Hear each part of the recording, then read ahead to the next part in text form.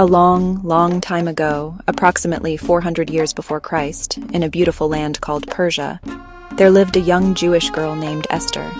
She was kind, smart, and had a heart full of courage, even if she didn't know it yet. Esther lived with her cousin Mordecai, who had raised her like a daughter after her parents passed away. Life was simple, until one day, everything changed. When the king of Persia, King Xerxes, decided he needed a new queen, he sent out a royal search across the kingdom. And guess what? Esther was chosen. But there was a twist. Esther had to keep her Jewish identity a secret, just like Mordecai told her. So she became queen. But no one knew where she came from or who her people were. She was just Esther, a beautiful queen with a secret. Now every good story has a villain, and in this one it was a man named Haman. He was the king's top official, and he was full of pride. When Mordecai refused to bow down to him, Haman was furious. So furious, in fact, that he didn't just want to punish Mordecai. He made a terrible plan to destroy all the Jewish people.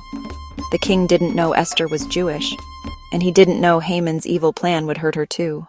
When Mordecai found out, he begged Esther to help. Who knows, maybe you were made queen for such a time as this. Esther was scared.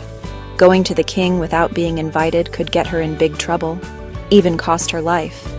But after praying and fasting, Esther made a bold choice. She put on her royal robes, took a deep breath, and walked into the throne room. Instead of rushing in with the bad news, Esther invited the king and Haman to a special banquet, not once, but twice. At the second banquet, Esther finally told the king everything.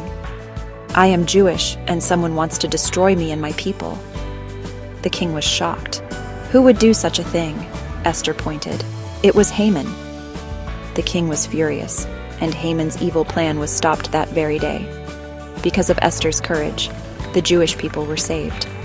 Haman was gone, and Mordecai was honored by the king. To celebrate, the Jewish people created a joyful holiday called Purim, a time to remember how God used one brave woman to save many lives.